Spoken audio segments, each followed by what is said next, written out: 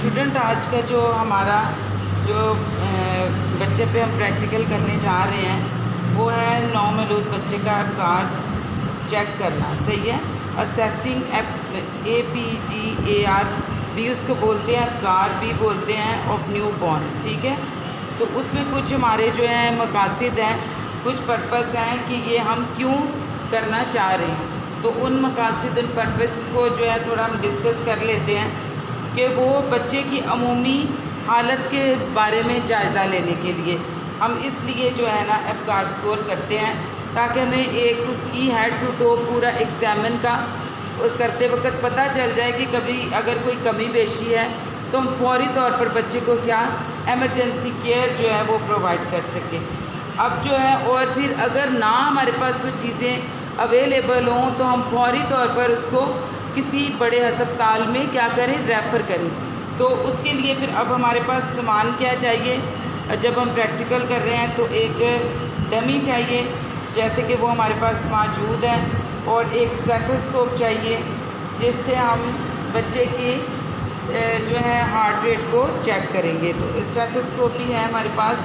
तो चलें अब स्टार्ट करते हैं प्रोसीजर को।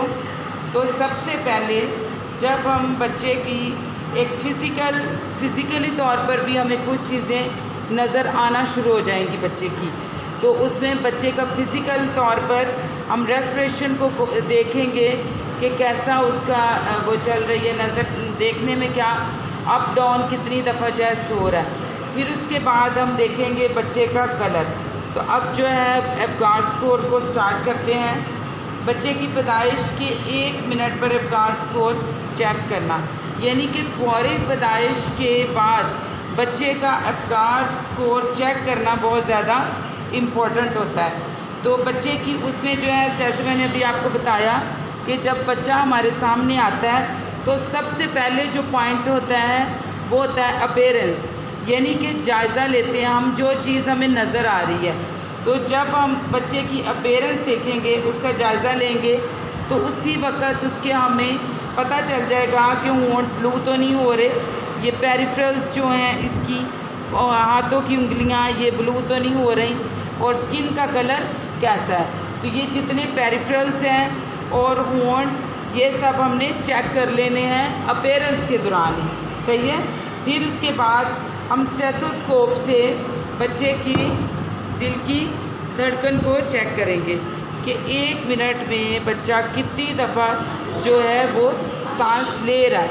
तो एक दफ़ा में कितनी दफ़ा बच्चे का सांस है ये आपने अपने दिमाग में रिकॉर्ड कर लिया कि अगर तो नॉर्मल है तो फिर ये बच्चे की उस टाइम पे जो दिल की धड़कन होगी वो होगी 140 से लेके 160 तक, और अगर 140 से कम आ रही है तो फिर आपको फौरी इक़दाम करने की ज़रूरत है। फिर उसके बाद बच्चे को हिलाकर बच्चे के रद्द अमल को हमने चेक करना है। तो बच्चे को हम मूव करेंगे, आगे पीछे करेंगे, उसको करवट पर करेंगे, बच्चे का सर ऐसे चेस्ट के साथ उसकी ठोड़ी को लगाएंगे, और फिर उसके बाद हम बच्चे को दोबारा लटा देंगे। तो अगर तो बच्चा एक्टिव होगा तो वो एकदम से रिस्पॉन्स करेगा, वो रोएगा, क्राई करेगा। तो अगर बच्चा जो है ऑक्सीजन की कमी है और जो है वो डिस्ट्रेस में है तो वो क्या करेगा कि वो अपना एकदम से एक्टिव नहीं होगा, अपना कोई रिएक्शन नहीं देगा हमें। तो उसमें जो है ये बहुत ज़रूरी चीज़ें हैं जो हमने बच्चे को हिलाकर चेक करनी है। फिर 5th पॉइंट आ जाता है बच्चे की चुस्ती और उसको उसका एक्टिवनेस चेक करना कि बच्चा अपने हाथ पैर हिला रहा है या नहीं हिला रहा, और बच्चा क्राई कर रहा है या नहीं कर रहा। तो अगर बच्चा एक्टिव होगा तो बच्चा अपने हाथ ऊपर भी लेके जाएगा, इधर भी लेके आएगा। सही है। ऐसे बच्चा अपने हाथों को मूव करेगा, टांगों को भी मूव करेगा।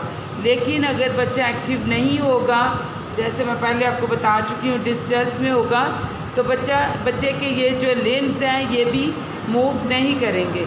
तो उसके लिए फिर फौरी तौर पर आपको एक्टिव होने की ज़रूरत है, उस बच्चे को रेफ़र करने की ज़रूरत है, या अगर आपके पास सब सहूलियात मौजूद हैं तो फिर आप उस एमरजेंसी से क्या करेंगे, तो उसको हैंडल करेंगे।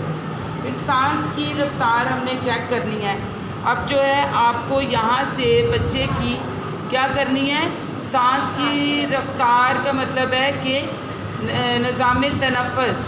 तो निज़ाम तनफ़्फ़ुस में जो है आपको पता है कि नॉर्मल जो है कितना होता है, 40 तक होता है। तो हमें जो है काउंट करना है कि 1 मिनट में। और स्टूडेंट आप कभी भी ऐसा नहीं करेंगे कि 15 मिनट काउंट करके और फिर उसको प्लस कर लें। एक न्यू बॉर्न को आप चेक कर रहे हैं तो आपको पूरा 1 मिनट ही काउंट करना पड़ेगा। और अगर वो 40 से कम में जा रहा है, बच्चे का जो है रेस्पिरेशन कम है, तो फिर आपको फौरी तौर पर इक़दाम, ऑक्सीजन सप्लाई और ये सब चीज़ें करनी पड़ेंगी। हो सकता है बच्चे को जो है एम्बो बैग से अगर कम हो तो फिर सांस, मसनूई सांस भी देनी पड़ जाए। तो ये सारी बातें आपने एब्गार स्कोर में याद रखनी है कि जितने भी ये सारे पॉइंट्स हैं ये क्या है, ये आपको पता होने चाहिए। फिर 5 मिनट पर एब्गार स्कोर के ज़रिए बच्चे की अमूमी हालत का जो है एक आपने दोबारा जो भी आपने चीज़ें एक आपने नोटबुक पर या जो आपके साथ असिस्ट कर रहा है पर्सन, उसको आपने वो सारी चीज़ें वो बता दी।